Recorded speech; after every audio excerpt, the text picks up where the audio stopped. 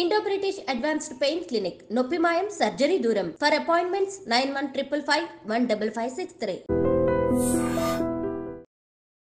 హైదరాబాద్లో ఏ కారణంలో ఎక్కువ ఒక క్రైమ్ ఉంటుందండి? ఇటు బీదర్ వైపా, తాండూరు వైపా, లేదా సంగారెడ్డి వైపా? ఇప్పుడు ప్రజెంట్ సిచ్యువేషన్ చెప్పినట్లయితే ఎంటైర్ హైదరాబాద్లో కొద్దిగా ప్రాపర్టీ అఫెన్స్లు కొద్దిగా తగ్గింది ఒక రకంగా. ఎందుకంటే సీసీ కెమెరాల వల్ల కానీ కొంచెం మనకు బార్డర్ పోలీస్ ఆఫీసర్స్ తోటి కూడా మంచి రిలేషన్ ఉంది మనకు. ఏదైనా సరే వాట్సాప్ గ్రూపులు కానీ ఏదైనా అఫెన్స్ అయితే వాళ్ళు మాకు ఇన్ఫర్మేషన్ షేర్ చేస్తారు, మేము వాళ్ళకి షేర్ చేస్తాం.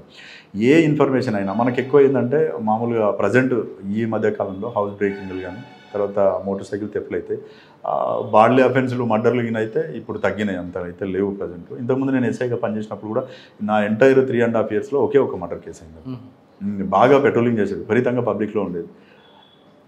మార్నింగ్ 9కి వచ్చేస్తే నైట్ 11:30, 12కి ఇంటికి వెళ్ళేది. సార్, ఎస్ఐగా ఉన్న టైంలో మీ దగ్గర చాలా కేసులు జరిగాయి. ముత్తూట్ ఫైనాన్స్ అవ్వచ్చు, చాలా ఉన్నాయి. ఒకసారి రివీల్ చేసుకోండి. నేను జైరాబాద్లో యాజ్ ఎస్ఐగా రిపోర్ట్ చేసిన తర్వాత ఫస్ట్ ఛాలెంజింగ్ కేసు అంటే శ్రీధర్ రెడ్డి సారు ఇన్స్పెక్టర్. అప్పుడు సారు చాలా మంచి ఆఫీసరు, బాగా కోఆపరేటెడ్ చేసేటువంటి ఆఫీసర్, ఎక్సలెంట్ ఎంకరేజ్ చేసేది సారు. అయితే అప్పుడు ఏమైందనంటే ఇక్కడ రిపోర్ట్ చేసిన తర్వాత 1 monthకి ఫస్ట్ అఫెన్స్ ఇక్కడ కొత్తూరు బి అనే విలేజ్ ఉంటుంది. ఆ విలేజ్లో ఎస్బీఐ బ్యాంక్ ఉంటుంది. ఆ బ్యాంక్లో చెస్ట్ ఓపెన్ చేసి ఏదైతే లాకర్ ఉంటుందో అది ఓపెన్ చేసి 2,80,000 rupees అందులోకించి అమౌంట్ థెఫ్ట్ చేయడం జరిగింది. దాన్ని గ్యాస్ కట్టర్ తోటి బ్రేక్ చేశారు. ఆ అఫెన్స్ అయిన తర్వాత ఎగ్జాక్ట్లీ 15 daysకి మల్చల్ అని ఇంకొక విలేజ్ ఉంటుంది, అక్కడ కూడా బ్యాంక్ ఉంటుంది. ఆ బ్యాంక్లో కూడా అటెంప్ట్ చేశారు. అటెంప్ట్ చేస్తే ఈ అఫెన్స్ అయింది, ఆ అఫెన్స్ అయింది. తర్వాత ఒక 1 month తర్వాత కోహిల్లో ఎస్బీఐ బ్యాంక్కి మళ్ళీ సేమ్ గ్యాంగు అక్కడ అఫెన్స్ చేయడానికి వచ్చారు. వాళ్ళు వచ్చినప్పుడు ఏమైంది, అక్కడ అలారం రావడంతో అప్పుడు ఆడ నోముల వెంకటేష్ అని ఎస్ఐ 2009 బ్యాచ్. ఆ అబ్బాయికి ఫోన్ పోయింది. ఫోన్ పోతేనే నైట్ పడుకొని ఉన్నాడు. లోయర్ టీషర్ట్ తోటి భాస్కర్ అనే ఒక హెడ్ కానిస్టేబుల్ ఇప్పుడు ఎస్ఐ ఇంటెలిజెన్స్లో చేస్తుంది. ఆయన తీసుకొని 2-wheeler మీద వచ్చేసిండు ఫాస్ట్గా. ఆడికి వస్తానే వీళ్ళు సైరన్ 2-wheeler సౌండ్ వచ్చేసింది. అక్కడ ఎవరు నడిచిపోరకు వాళ్ళు బయటకు వచ్చారు. బయటకు వస్తేనే వెంకటేష్ తొందరలో వెపన్ మర్చిపోయాడు. వాళ్ళు వెపన్ ఉన్న సంగతి అబ్జర్వ్ చేయలేదు వెంకటేష్. వీళ్ళు చేంజ్ చేస్తున్నారు, వాళ్ళ ముందు ఎరుగుతున్నారు. అవతల అన్ని ఫీల్డ్స్ ఉంటాయి. వెంకటేష్ కూడా ఎమ్మడి పరిగెడుతుంది పట్టుకోవడానికి. అతను తపంచే తీసుకొని బ్యాక్ పెట్టి ఫైర్ చేశాడు. ఫైర్ చేసినప్పుడు వెంకటేష్కి రౌండ్ రైట్ సైడ్లో వెళ్ళడం జరిగింది. పడిపోయాడు. ఇమ్మీడియట్లీ సార్కి ఫోన్ చేసింది. శ్రీరెడ్డి సార్ వెళ్ళిండు, జీప్లో తీసుకొచ్చేసి ఇక్కడ ప్రగతి హాస్పిటల్లో అడ్మిట్ చేశారు. ఆ బ్లడ్ బ్యాంక్ కూడా సార్ దగ్గర ఉండే శివబాబు డాక్టర్ గారు, ఆయనకి ఇమ్మీడియట్లీ బ్లడ్ ఎక్కిచ్చేసి మాకు ఫోన్ చేశారు. ఇట్లా జరిగింది అని అంటే మేము ఇక్కడ సీన్కు రాకుండా సార్ ఏం చేసినా నువ్వు అక్కడికి వెళ్ళాను. నేను ఇద్దరు కానిస్టేబుల్ తీసుకొని అక్కడికి వెళ్ళి ఆ రోజు మార్నింగ్ అంతా కూడా అక్కడ సెర్చ్ చేసాం. సెర్చ్ చేస్తే ఏదైతే ఫైర్ చేసిన కార్టేజెస్ ఒక 4 కార్టేజెస్ దొరికినాయి అక్కడ. వాళ్ళు పారిపోయారు. ఇంకా తర్వాత సార్ పిలిచి ఆ నెక్స్ట్ డే ఇక్కడ నుంచి హైదరాబాద్ షిఫ్ట్ చేసి ఆయనని హెల్త్ కొంచెం స్టేబుల్ అయ్యే వరకు కేర్ తీసుకున్న తర్వాత సార్ పిలిచి ఏ విధంగా దీన్ని ఛాలెంజ్ తీసుకొని కంపల్సరీ డిటెక్ట్ చేయాలన్నారు. 15-20 days అయింది. అప్పటికి క్లూస్ అయితే ఏం లేవు. సార్ ట్రాన్స్ఫర్ అయ్యి వెళ్ళిపోయింది. నరేందర్ సార్ వచ్చింది. సార్, ఇప్పుడు ఆయనకి వాళ్ళు ఆయన బయట నుంచి కాల్ ఇస్తారు, మీ ఎస్ఐ గారికి ఇంజూరీ అవుతారు, హాస్పిటల్ తీసుకెళ్తారు. కానీ అక్కడ మీకు క్లూస్ దొరికాయా? తన ముందు తీసుకెళ్లారా? అయితే అక్కడ మాకు ఓన్లీ కార్ట్రిడ్జెస్ దొరికినాయి. అఫెండర్స్ ఎవరో తెలియదు, ఎలా వచ్చారో ఏమాత్రం తెలియదు. అయితే అప్పుడు ఒక 20 days తర్వాత ఇక మళ్ళీ కూర్చొని ప్లాన్ చేసాం, ఇది ఇట్లా కాదు, 80% డిటెక్ట్ చేయాల్సిందని. ఒకరోజు నైట్ ఏ టైంలో అయితే అఫెన్స్ అయిందో అదే టైంలో అప్పుడు సిడిఆర్ అనాలిసిస్కి సంబంధించి ఈ C+ కానీ పర్పుల్ కానీ యాప్స్ అప్పుడు సాఫ్ట్వేర్ ఏం లేదు.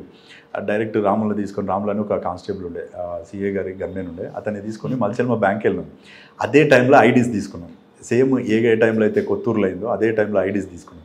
కోహిర్ లైన్ దగ్గర కూడా ఐడీస్ తీసుకొని అప్పుడు మాన్యువల్గా CDRs కలెక్ట్ చేసుకొని ఏ టైంలో అఫెన్స్ అయిందో అదే టైంలో కొన్ని నెంబర్స్ ఐడెంటిఫై చేస్తాం. మాన్యువల్గా తీసుకొని ఈ నెంబర్స్ ఎక్కడ ఉన్నాయి దాన్ని SDR తీసుకోవడం జరిగింది. SDR ఒక 1.5 month ప్రాసెస్ ఇది. తీసుకున్న తర్వాత అవన్నీ కూడా అక్కడే వదిలేసారు. కానీ అవన్నీ కూడా ఏంటంటే గుల్బర్గ్ అడ్రస్ ఉన్నాయి, టిప్పు సుల్తాన్ కాలనీ అనే అడ్రస్ వచ్చినాయి. అందులో ఒక 32 members ఏమో ఆ నెంబర్స్ అన్నీ వచ్చేస్తే అవన్నీ SDR ద్వారా ఐడెంటిఫై చేసినాం. అసలు ఇందులో మెయిన్ ఎవరు, ఒకటే రోజు ఆన్ అయింది, ఒకటే రోజు స్విచ్ ఆఫ్ అయింది.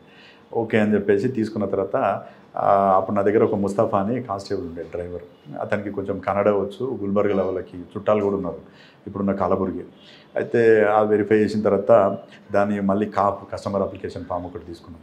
అతన్ని పట్టుకొని ఆధార్ కార్డు తోటి వెరిఫై చేస్తే ఒక నెంబరు, ఏ నెంబర్ అయితే వచ్చిందో ఇక్కడ అఫెన్స్లో వాడిన నెంబరు ప్లస్ అక్కడ ప్రజెంట్ ఆధార్ కార్డు మీద కాలా మహబూబ్ అనే అతను ఒక సిమ్ కార్డు తీసుకొని వాడుతున్నాడు. అతను ఈ కాలా మహబూబ్ ఎవరు అని చెప్పేసి లోకల్లో వెరిఫై చేసినాం.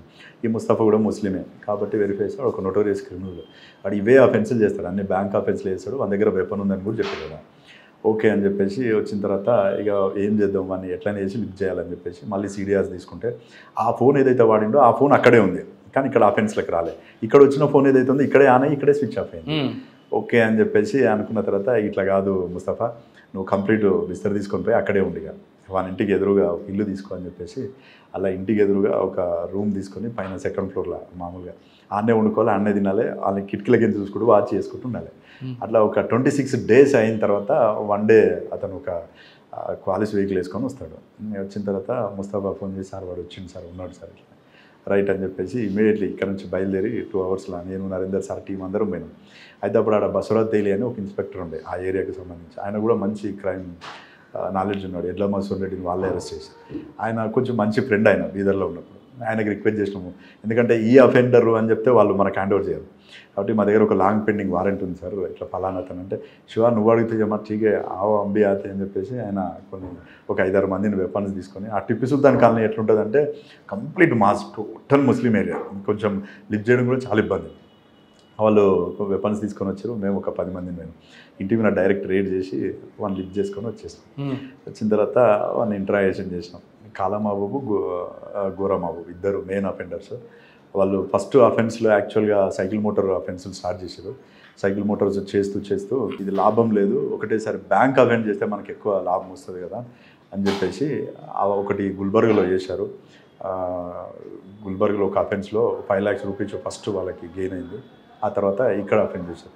అప్పుడు దాంట్లో ఏంటంటే సిలిండర్స్ వాళ్ళు చేసే విధానం, వాళ్ళకు పెద్ద గోడౌన్ తీసుకున్నారు. ఫస్ట్ ఆ గోడౌన్ ఏంటంటే ఒక టీం ఏమో స్క్రాప్కి సంబంధించిన వెహికల్స్ ఎత్తుకపోయి కట్ చేసి అమ్మేస్తుంటుంది, ఇంకొక టీం ఏమో బ్యాంక్ అఫెన్సులు చేస్తుంటుంది. అప్పుడు మొత్తం రికవర్ చేయడం జరిగింది అదంతా. అప్పుడు Gajarao Bhupala Rao sir additional SP ఉండే. ఎవరంటే?